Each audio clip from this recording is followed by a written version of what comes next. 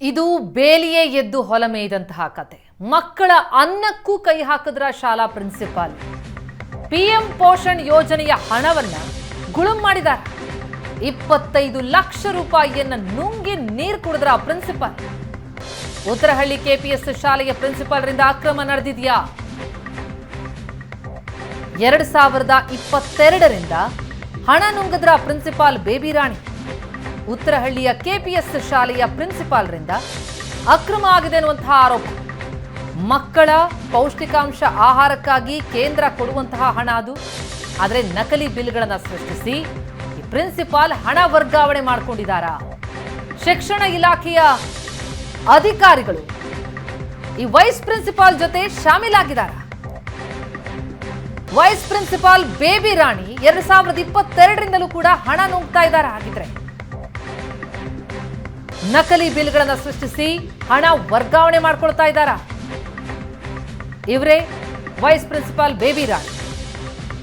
ಪ್ರಧಾನಿಗೆ ದೂರು ಕೊಟ್ಟಿದ್ದಾರೆ ಆರ್ಟಿಐ ಕಾರ್ಯಕರ್ತ ರಾಮಮೋಹನ್.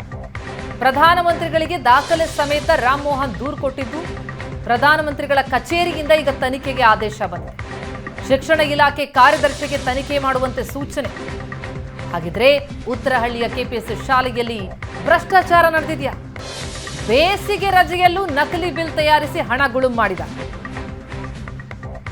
ಮಕ್ಕಳ ಪೌಷ್ಟಿಕಾಂಶಯುಕ್ತ ಆಹಾರಕ್ಕಾಗಿ ಕೇಂದ್ರ ಕೊಡುವಂತಹ ಹಣ ಅದು.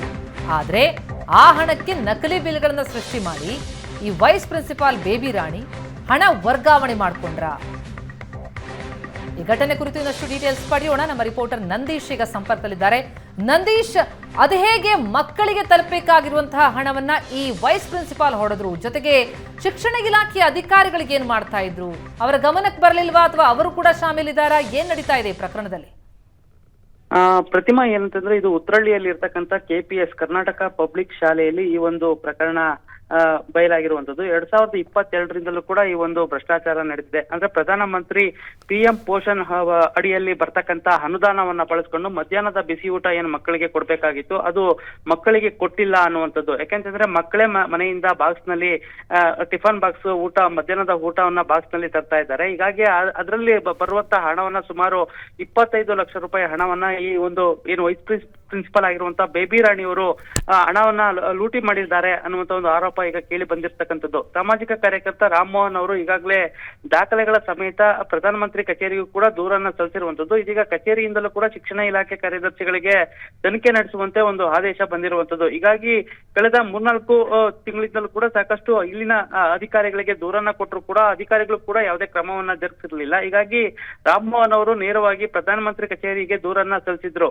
ಹೀಗಾಗಿ ಆ ಕಚೇರಿಯಿಂದ ಬಂದ ತಕ್ಷಣ ಈಗ ಅಧಿಕಾರಿಗಳು ಕೂಡ ಅಲರ್ಟ್ ಆಗಿರುವಂತದ್ದು. ಇದ್ರ ಜೊತೆಗೆ ಏನಂತಂದ್ರೆ ಮೊನ್ನೆ ಕಳೆದ ಬೇಸಿಗೆ ರಜೆಯಲ್ಲೂ ಕೂಡ 2 ತಿಂಗಳ ಹಣವನ್ನು ಕೂಡ ಸುಮಾರು 3 ಲಕ್ಷ ರೂಪಾಯಿ ಹಣವನ್ನು ಕೂಡ ಗುಳುಂ ಮಾಡಿರುವಂತದ್ದು ದಾಖಲೆಗಳಲ್ಲಿ ಬಹಿರಂಗ ಆಗಿರುವಂತದ್ದು. ಜೊತೆಗೆ ಇವರು ಖರೀದಿ ಮಾಡುವಂತಹ ಏನು ಅಂಗಡಿಯಲ್ಲಿ ರೇಷನ್ ಇದೆ, ಆ ಒಂದು ರೇಷನ್ ಅಂಗಡಿಗೆ ಹೋಗಿ ಈ ಒಂದು ಸಾಮಾಜಿಕ ಕಾರ್ಯಕರ್ತ ರಾಮಮೋಹನ್ ಅವರು ವಿಚಾರಣೆ ನಡೆಸಿದಾಗ ಆ ಒಂದು ಬಿಲ್ಗಳು ಫೇಕ್ ಆಗಿರುವಂತದ್ದು ಕೂಡ ಕಂಡು ಬಂದಿರುವಂತದ್ದು. ಸುಮಾರು 56 ಪುಟಗಳ ಸಮೇತ ಈಗ ಪ್ರಧಾನಮಂತ್ರಿ ಕಚೇರಿಗೆ ದೂರನ್ನ ಕೊಟ್ಟಿರುವಂತದ್ದು. ಜೊತೆಗೆ ಮಕ್ಕಳಿಗೆ ಏನ್ ಸಿಗ್ಬೇಕಾಗಿತ್ತು, ಕಳೆದ 3-4 ವರ್ಷಗಳಿಂದ ಬಿಸಿ ಊಟ ಕೊಡ್ಬೇಕಾಗಿತ್ತು, ಇದ್ಯಾವುದು ಕೂಡ ಕೊಟ್ಟಿಲ್ಲ ಅನ್ನುವಂಥದ್ದು ಈಗ ಬಹಿರಂಗಗೊಂಡಿರುವಂತದ್ದು. ಪ್ರತಿಮಾ, ಥ್ಯಾಂಕ್ ಯು ನಂದೀಶ್ ತಮ್ಮ ಮಾಹಿತಿಗೆ.